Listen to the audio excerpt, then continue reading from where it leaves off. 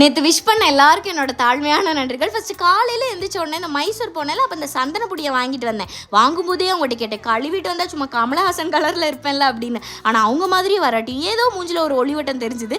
கேக்கு decoration எல்லாம் இல்லையான்றவங்க ஒத்தால leave போட்டு உட்காந்து பண்ணியிருந்திருக்காங்க. எனக்கு பார்த்துட்டு அப்படி இருந்துச்சு. ஆனால் டப்பு டப்புன்னு இந்த பாலோட சத்தம் கேட்டால் தான் சந்திரமுகி பேய் வீடு மாதிரி கொஞ்சம் பயமாக இருந்துச்சு. ஆனால் எனக்கு ஒரு அழகான விஷயம் பண்ணேன். சில பேர் இந்த நோட் புக்கில் என்னென்னமோனா ஒட்டி வச்சு அழகாக ஒன்று பண்ணுறாங்க. லைக் ஜேர்னலோ என்னமோ அது பேர் என்னன்னு தெரியல. ஆனால் எனக்கு தெரிஞ்சதெல்லாம் ஸ்லாம் புக். நம்மளை பற்றி ஆஹோன்னு ஸ்கூல் ஃப்ரெண்ட்ஸ் எழுதி கொடுப்பாங்க. இல்லைனா அவங்களோட பயோடேட்டா, டாக்டராக போகிறேன் அது இதுன்னு, நான்லாம் சயின்டிஸ்ட் ஆக போகிறேன்னு எழுதி கொடுத்தேன் நான். ஆனால் இது கொஞ்சம் வித்தியாசம். லைக் அன்னைக்குள்ள நாளில் நம்ம சேர்த்து வச்சுருக்க அந்த துண்டு பேப்பர் எல்லாத்தையும் ஒட்டி வச்சு ஒன்று பண்ணுறாங்க. நானும் குப்பையோட குப்பையாக இருந்து அன்னைக்கு ஓடுறது பறக்கிறதுன்னு எல்லாத்தையும் சேர்த்து வச்சு வெட்டி எடுத்து அந்த பேஸில் ஒட்டி பார்க்குறேன். எனக்கு வேறு பயம், ஓரமாக இருந்த குப்பையை மீண்டும் குப்பையாக்கிட்டு இருக்கோமேன்னு. ஆனால் கடைசி அதை ஒட்டி பார்த்த பிறகு அழகாக இருந்துச்சு. ஒருவேளை ஒரு 60 வயசு கழிச்சு நான் அதை திறந்து பார்க்கும்போது அடடா இதெல்லாம் நம்ம அன்னைக்கு பண்ணிட்டு இருந்திருக்கோம்ல அப்படின்னு தோணும்ல.